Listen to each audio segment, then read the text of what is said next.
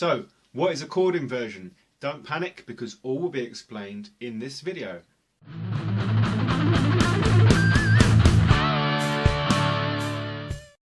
Hey guys, this is Rob, your online guitar teacher. Now, a chord inversion is actually when we invert a chord. Yeah, but what does that mean? Well, if you've already seen my previous video about what a chord is, you will know that it's made up of three special notes.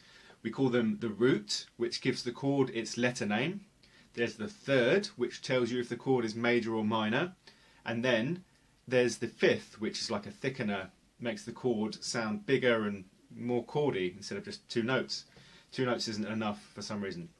Anyway, if you go to that video, all will be explained on that. So I recommend going to that one before seeing the rest of this. Right, so we've got three notes, the root, the third and the fifth. Now, these notes don't have to be in that order. They don't have to be with the lowest one being the root and then the third and then the fifth. But this is kind of the standard, we call it root position, it's the standard way around of a chord.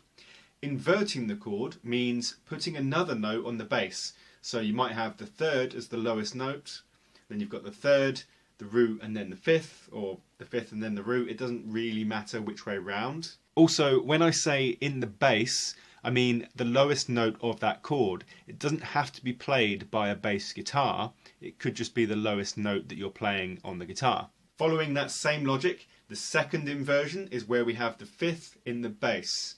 Let's try that with an example chord. If we take a C major chord, you can see that we've got a C, an E and a G. In this position, this is root position, where you've got the C as the lowest note.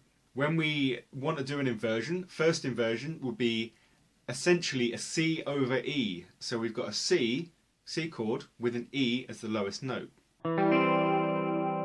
Then when we want to do the second inversion, we've essentially got a C over G.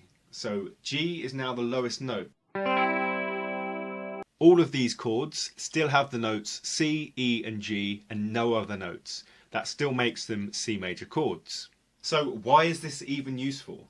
Well, it gives us new ways to think about old chords. So instead of strumming through a song with just root position chords and just doing strum, strum, strum,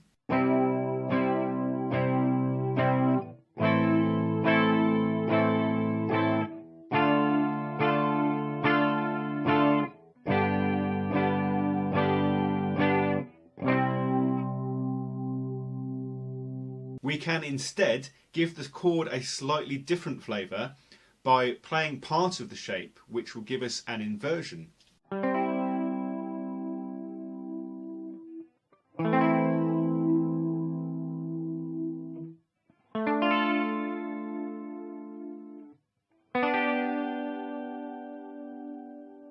These things become especially interesting when you combine them with things like hammer-ons and other embellishments. You can really make your rhythm parts jump out.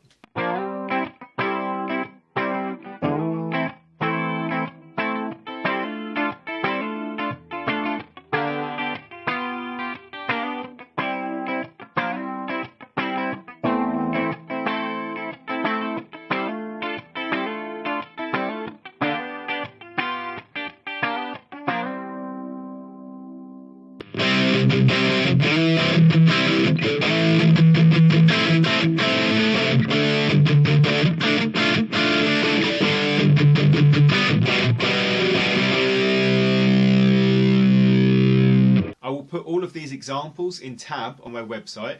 That's chainsawguitartuition.net. I will also link that down in the description.